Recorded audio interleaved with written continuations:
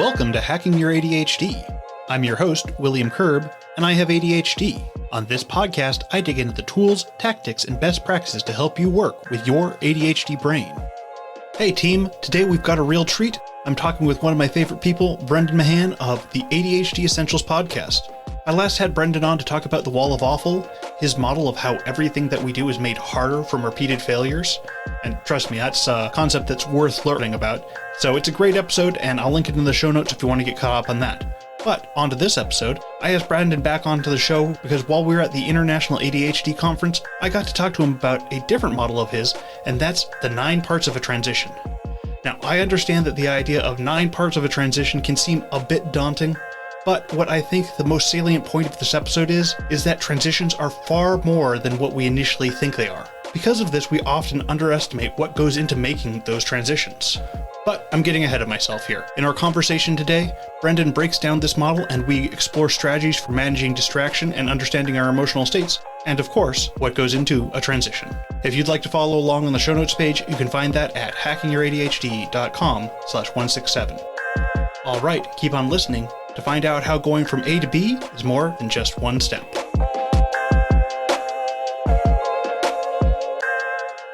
We're here to talk about the 9 parts of a transition, which I'm sure most people say, transition 9 parts, that's way too many. I already have enough trouble with the 1 part of the transition, but the way we've been discussing it is, that is not something you just get to decide on. Yeah. And were you there for the conversation in my hotel room at the conference where we broke it into even more pieces? Yeah. Jessica was just like, no, it's 6. And I was like, it's 9. And we went back and forth on it a little bit, but it was just, we were looking at it different. Yeah. The way I was identifying the 9 parts were the initial 3 parts being the stopping of the initial task, the movement to the next task, and then the starting of the new task. Sort of. I'm going to tweak that a little bit, right? Okay, great. So every transition has 9 components. Every transition is really hiding 6 different transitions. Yeah. We can make that simpler for now by talking about the different stages of a transition. So every transition has the following stages, right? We're in a task. That's stage 1. Then we have to transition out of that task. So that's our first transition. Stage 2 is a gap. It's just a no man's land. I'm not going to say we're necessarily moving towards the thing that is coming next. Like, hopefully. That's fair. But that's not guaranteed. Mm-hmm. So let's just call it a gap. Then we have a second transition where we transition into whatever is next. And then we're doing whatever comes next, right? Okay. If you picture, the model I usually use is if you picture a hallway, right? So there's a room, there's a hallway, and then there's another room. Mm-hmm. So the first room is whatever I'm doing. Then there's a doorway that I step out of. That's my transition. I go into the hallway. That's the gap. Another doorway. That's my second transition. And then I'm in the second room doing whatever it is that I'm supposed to be doing. Sort of. Mm-hmm.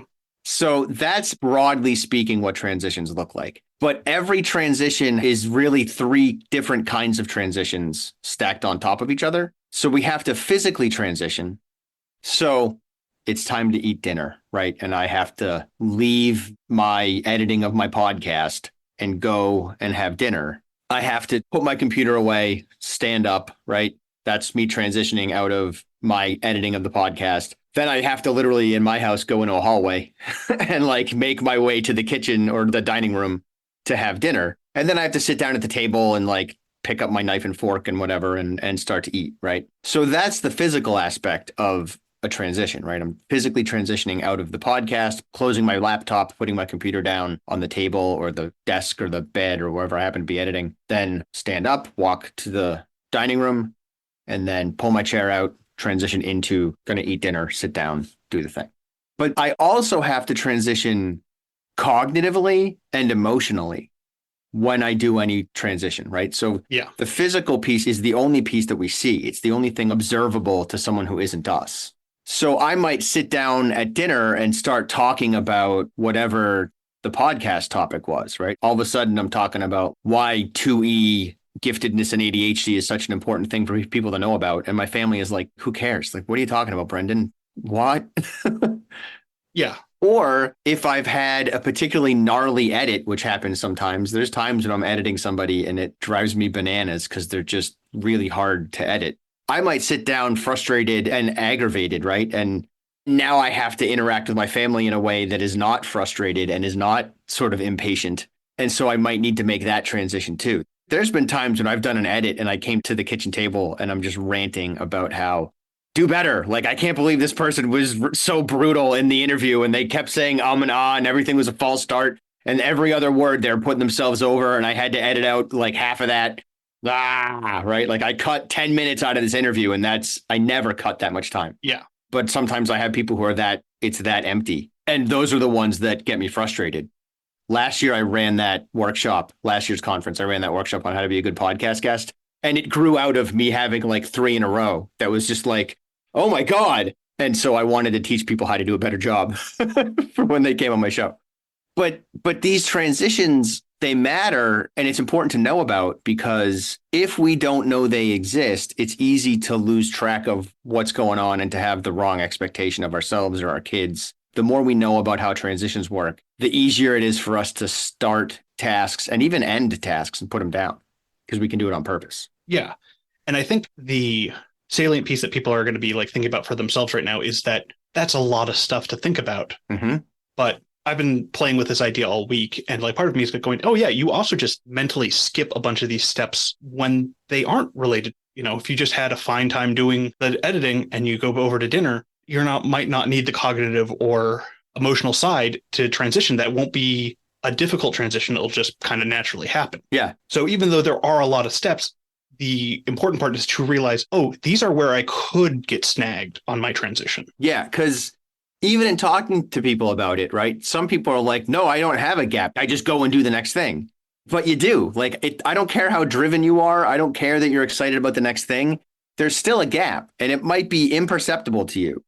But if we pretend there's not a gap, then we're going to think there's never a gap. And at some point, we're going to get hit with a gap and it's going to derail us. But if we know that it's there, if we anticipate its presence and acknowledge its presence, then if it does derail us, we can play with that and have a better understanding of why we got derailed. I'm like thinking, if I'm like doing one task on my phone and then switching over to email, it takes almost no time to do that. Mm-hmm. But there is a gap where I am getting filled with a ton of information that is distracting and trying to pull my attention. Yeah. And sometimes the phone is the gap, right? Yeah. Sometimes where I need to check my email, I pick up my phone, I look at the email, then I look at it and I'm like, oh, this is complicated enough that I want to answer this on my computer. I don't want to do this one on the phone. Mm-hmm. And so I may be heading towards my computer, but somehow I started playing Candy Crush and now I'm not replying to that email. And it's because that was the gap. The gap was as I made my way towards my computer to sit down and reply to that email, my brain just habitually went over to Candy Crush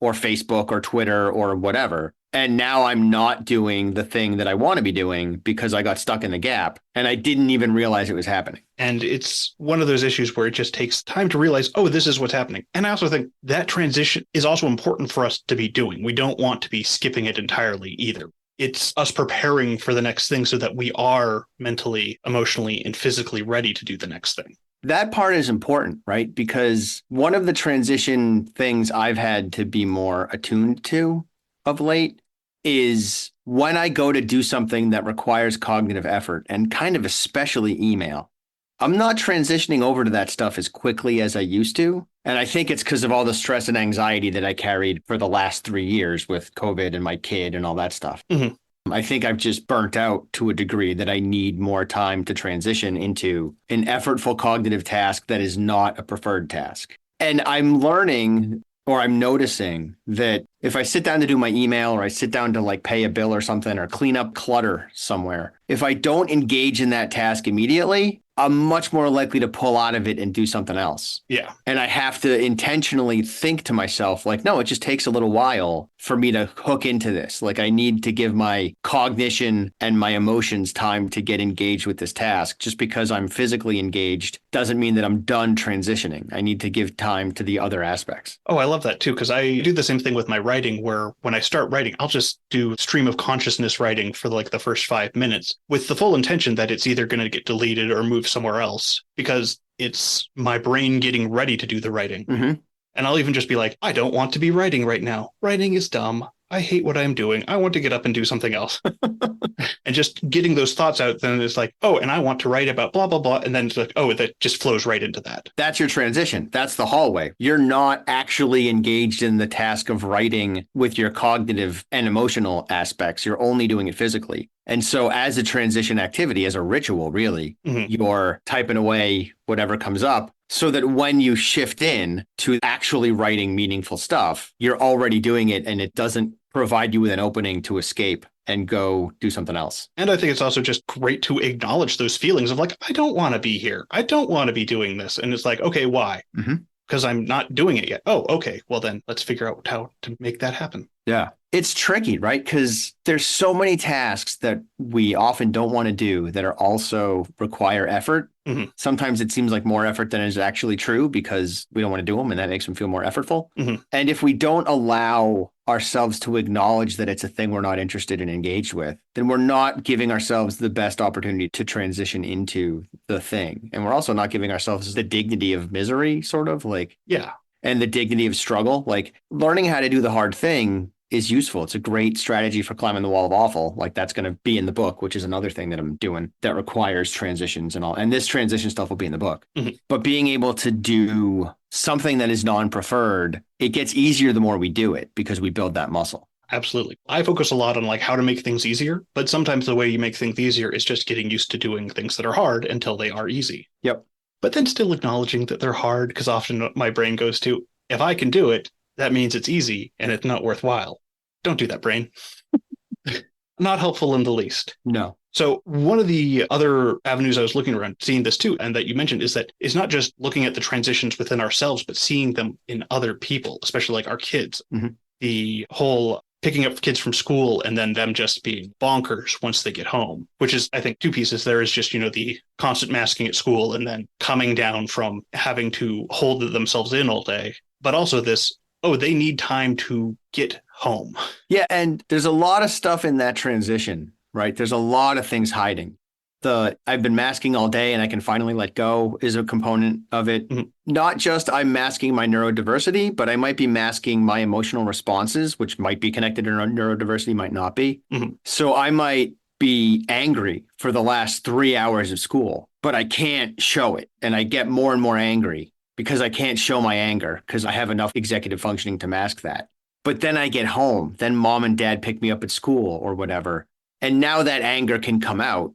And I might rant about what made me mad at school. I might snap at mom and dad. I might just be actively angry, but not at anybody. I might just be grumpy and making cranky faces and stuff. And as parents, we can get caught up in that storm sometimes because we are too, right? Like we've been masking at work all day and now we pick our kid up and everyone's mask is down. Yeah. And off we go, right? We're off to the races. But as parents, it's our job to help our kid navigate that storm. And we have to, unfortunately, kind of keep our mask on. We have to stay centered and stay in the pocket. I think of it like in a football game when the quarterback is in the pocket and there's people crashing into each other all the way around him. And he's like, no, I'm fine. Everything's cool. I'm just going to throw this football. It's not a big deal.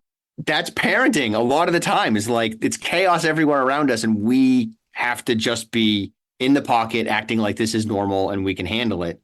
Because we're the leaders of our family. We're steering the ship. So being able to recognize why our kids might be struggling, what role transition might be playing in this, so that one, we can avoid taking it personally. And two, we can help guide them through the transition. We can say, it sounds like you had a really frustrating day at school. Do you want to talk about it or do you just need some time? Yeah. Right. And let them pick and keep moving forward. Decide like, is it best that we start homework as soon as we get home? Or do you need an hour before you start? What's good? And that's going to vary kid to kid. I have identical twin sons, and one of them just sits right down and does homework immediately. And the other one, probably 75% of the time does that. But the other 25, he's like, I just need to sit for a minute. I just need to not do whatever the thing is that I've been doing. Because my kids take homework personally sometimes.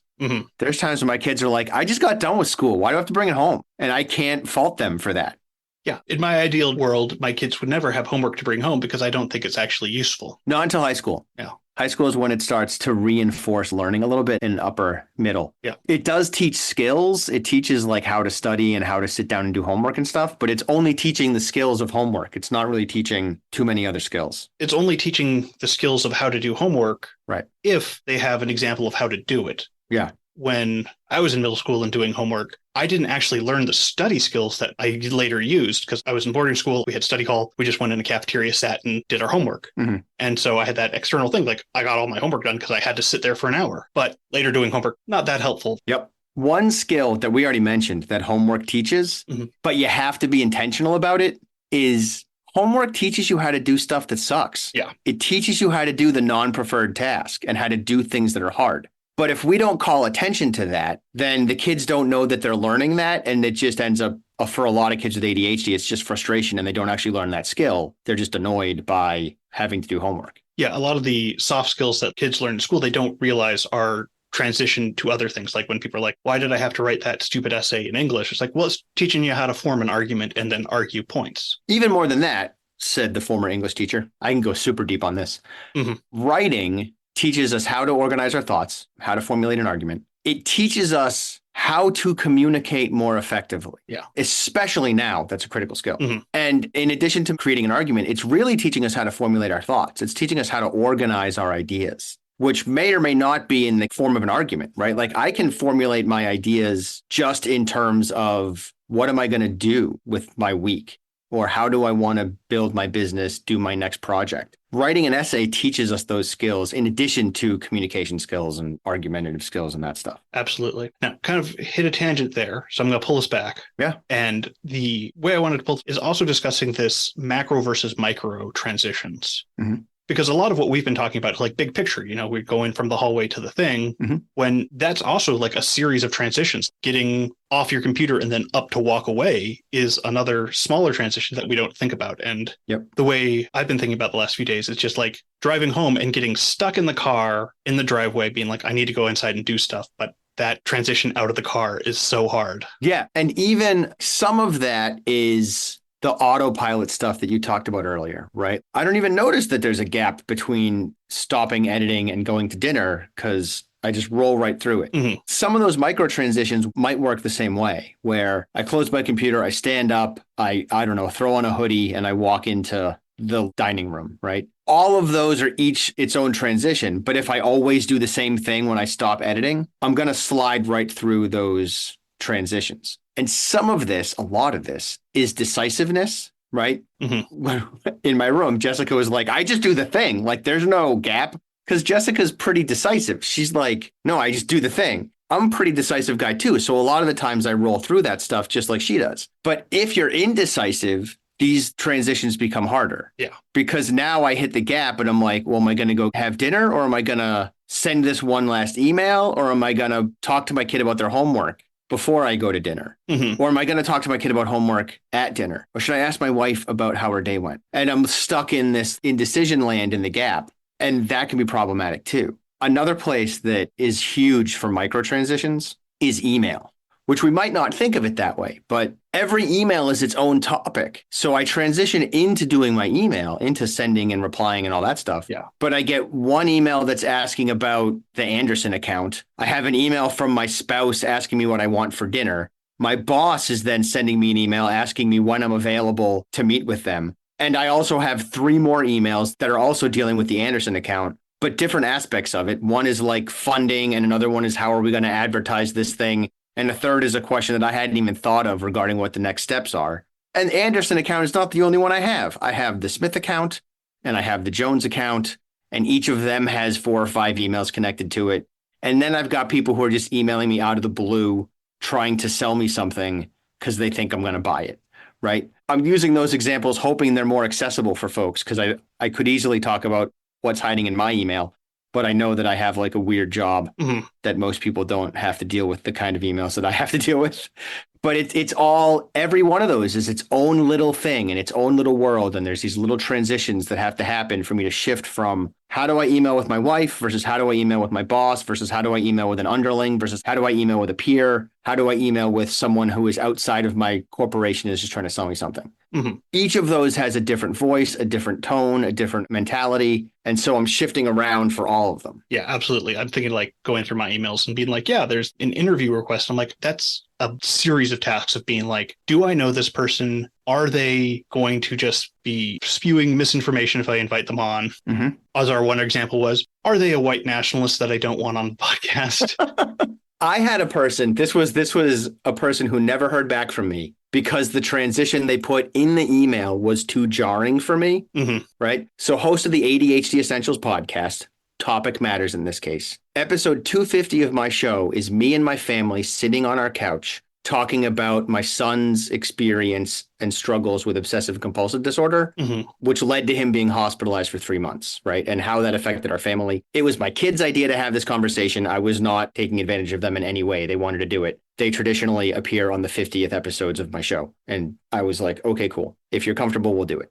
So this woman emails me and is telling me how meaningful she found that episode and how she appreciated the courage of my family and the vulnerability of my family to talk about this stuff. And then immediately jumps into, how would you feel about having this autism expert on your show? Which was like, what? Mm-hmm. You just went from talking about a really personal episode. If you had picked any other episode, you probably would have gotten them on my show, but they went with a really personal one and then shifted to business right after that first sentence. And the business wasn't even a perfect lineup for my show because I don't do autism, I do ADHD. They're cousins. I'm not opposed to having autism folks come on the show. Like, it makes sense. Mm-hmm. It's mostly on brand. But that pivot, oh man, was that pivot rough. I felt disrespected. Like, I felt almost taken advantage of. And so it just didn't happen. And that's learning how to communicate. So it kind of goes back to the communication stuff in middle school and high school. Yeah. And also recognizing how transitions work. Yeah, I had one recently that I was like, oh, this introduction to talk about my show is clearly AI generated Mm-hmm. and doing a bad job of it. I don't mind using AI to get started on something, but Yeah. read through it and make sure it's communicating what you want it to communicate. Can I pivot to an experience I had on Monday? Yeah, absolutely. So Monday, I consulted on an IEP for a kid. The parents had come through my parenting group. They happened to live 20 minutes away from where I live. So I was like, sure, I'll consult. I'll go to the school. And one of the things I kind of figured it out on Monday. Like, I should have figured this out years ago when I started playing with this transition model, but I figured it out Monday. Their kid takes forever to do anything. Mm-hmm. I was supposed to meet him at 8 o'clock in the morning at his house. It took him 15 minutes to come out of his room. Mm-hmm. That's a long time. Right? Yeah. And my general assumption is that everyone's doing the best they can. Everybody wants to do well and everybody wants to be included. So I am not defaulting to, this kid is oppositional and just is dragging his feet because he doesn't want to meet me, right?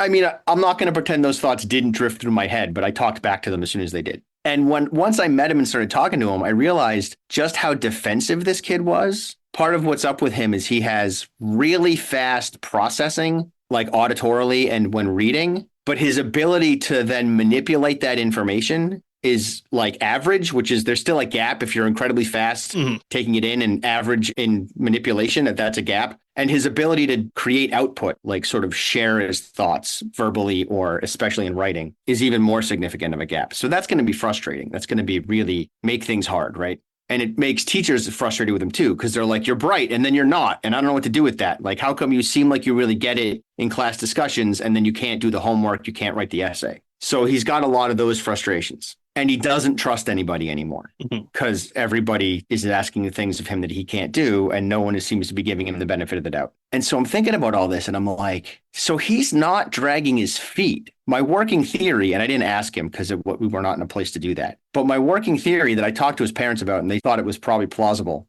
is that because he is slow to do the cognitive processing part of stuff, like to manipulate information, if he's really worked up emotionally about meeting some random guy who's in his house right now, it's going to take him longer to do the cognitive transition, to talk himself through the emotional transition, to then come out of his room and meet me. Yeah. Does that make sense? And I was like, this is why your kid is slow with everything. He's not being disrespectful. It's just taking him a while to process through whatever thoughts he's having so that he can then take action and do what you're asking of him. So sometimes they're playing in interesting ways and slowing us down physically because we're still processing cognitively and emotionally. Yeah, this is making me think also of what I saw a lot of people talking on Twitter is, coming back from the International ADHD conference that we were both at recently, we had this big transition. And then that's also going to be having domino effects on everything else that we're doing, especially our other transitions where we're like, why can't I do this thing? Or even our big, important, responsible things that we want to be doing, but we're a little toasted, right? Like, I mean, I came back from that conference and immediately did a consultation. Like the next day, I consulted on IEP and I met with a client, did important, responsible stuff pretty much right away, and didn't crash until later. I didn't start to really get hit hard until like Wednesday. Wednesday was when I started to fall apart and go, I can't do anything anymore. Tuesday, things were a little slow. Wednesday, I was done. And then Thursday, I was digging my way back out. Yeah, and I think the point that's important to take away is that, so we have this idea of ADHD being consistently inconsistent, but when we're also not putting in consistent variables, we're also not going to have the same results. We're like, I should be able to do this thing, even though I have this, major travel thing that I just got back from. That's a big variable that is different than just a normal week. And we're not considering that when we're looking at why is the transition so hard. Right. And that's going to confound all those 9 steps. Maybe not all of the 9 components, but at least a number of them, especially the cognitive ones. And I think it also matters where it landed in the calendar for us, right? Speaking of transitions, because it was the weekend after Thanksgiving was when the conference happened. Mm-hmm. The weeks between Thanksgiving and New Year's are pretty sloppy for a lot of Americans. Like it's just kind of garbage time in a lot of ways because those 2 holidays land too close to each other to make the intervening time feel real and important. Yeah. So it gets undermined by that. And we're also dealing with like the change of the seasons for some of us, not for everybody, but that lack of sunlight or reduced amount of sunlight that can have some seasonal affective stuff happening for some folks. And if you're in an area that gets cold and needing to be inside more can play a role in how you're able to navigate these transitions. It was a rough time to have to process all of that stuff at once. And it's just a matter of being aware of it and going, this is why. Yeah. And I can cognitive my way through it. All right. The one thing I wanted to grab before we wrapped up is, do you want to talk anything a bit about your book? Oh, yeah. So it's going to take a little while. I'm going to have to come back when it's actually publishing. Yeah. So I'm finally writing the Wall of Awful book. That's what it is. It's a book about the Wall of Awful, my model for the emotional impact of ADHD and repeated failure and executive functioning challenges and all that stuff. The book is not written specifically for ADHD folks because I kind of figure ADHD folks, a lot of us already know about it. And I don't have to work that hard to sell them on it. But if I make it only about ADHD, then a lot of people who could benefit from it will disregard it. So it's written more as kind of a productivity book, sort of. Chapter 1 is what the Wall of Awful is. And then chapter 2 is why do some people have more walls of awful than others and why do they have bigger ones? And that's where I play with neurodiversity. Yeah. That's where I get into ADHD, but also anxiety, depression, autism. There's other neurodiversity issues that are going to affect the Wall of Awful. It's not an ADHD exclusive. So that's where I play with that. And then we move into getting past it. And the book wraps up with how to make change work. So how to kind of stick the landing. Because one of the things I've noticed about books like this one is there's a lot of like, change, you can do it, woohoo! And then no one talks about how change works. Yeah. So there's no instruction on how to make this actually actionable and make this actually stick. So that's in there on purpose. And then there's sort of like the usual wrap-up stuff. Like it's kind of how you would expect a book to go. But the thing that is important to me that I share about this book is that I'm not writing it by myself. One of the reasons that I haven't been able to get this book written is it's a heavy thing to carry. I do a lot of stuff and I'm in the process of hiring a virtual assistant. So I literally have a list of all the things that I do at the moment. And this is what I've got. I have the parent groups. I have the podcast. I have one-on-one clients. I do workshops. I do summits, which is kind of the same thing. I have all the social media stuff that I have to do to advertise and keep myself available. I'm also writing a book. I'm on the organizing committee for the ADHD conference.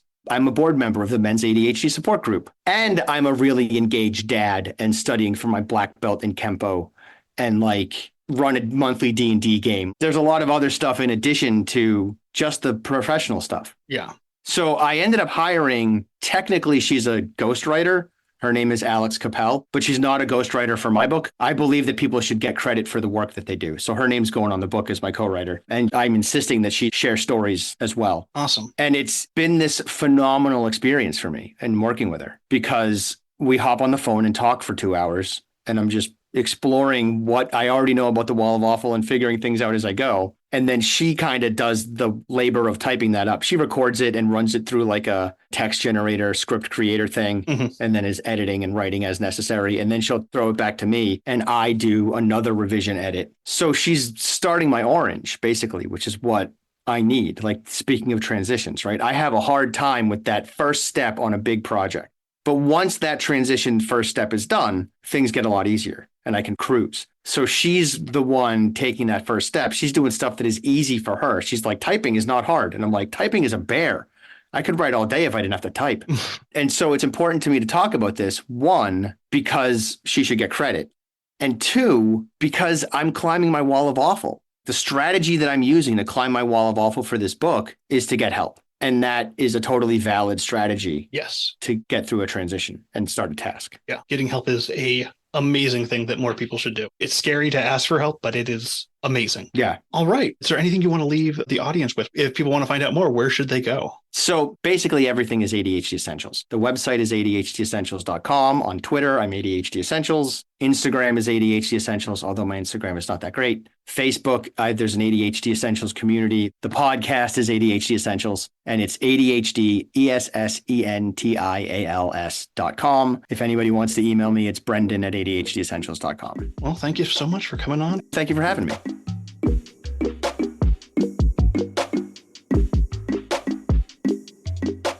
Thanks again to Brendan for coming on the show, and be sure to go check out his podcast, ADHD Essentials. But before you go, let's do a quick rundown of today's top tips. 1. Understand that each transition includes multiple components, not just the physical move from one task to another. We need to consider not just the stopping, moving, and starting components of a transition, but also their physical, cognitive, and emotional aspects as well. And just to hammer this piece home, because I think this one's really important, we need to recognize and address that emotional aspect of transitions, as they play a significant role in the process. This is especially important when we're context switching, like going from work stuff to family stuff. 3. It's also important for us to understand that sometimes not all parts of a transition are going to be all that impactful. Some parts of the transition are going to be easy. But when we do struggle with moving on to the next thing, it is important that we can step back and try and identify what's going on and where we're finding that resistance. All right, that's it. Thanks for listening. I'd love to hear what you thought of this episode. Feel free to connect with me over at hackingYourADHD.com/contact. If you'd like links or to read this episode's transcript, you can go to the show notes page at hackingYourADHD.com/148. If you'd like to support the show, the best way to do so is to tell somebody about the show, especially if you think they'd like a particular episode. Just click the share button on your podcast player and send it over to them. Or you can consider supporting me on Patreon. Just go to hackingYourADHD.com/Patreon to find out more. And now for your moment of dad. All my books fell on the floor, but don't feel too bad. I only have my shelf to blame.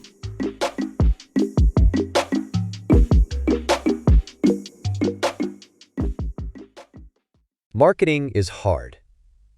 But I'll tell you a little secret. It doesn't have to be. Let me point something out. You're listening to a podcast right now, and it's great. You love the host. You seek it out and download it. You listen to it while driving, working out, cooking, even going to the bathroom. Podcasts are a pretty close companion. And this is a podcast ad. Did I get your attention? You can reach great listeners like yourself with podcast advertising from Libsyn Ads. Choose from hundreds of top podcasts offering host endorsements, or run a pre-produced ad like this one across thousands of shows to reach your target audience and their favorite podcasts with Libsyn Ads. Go to libsynads.com, that's LIBSYN, ads.com today.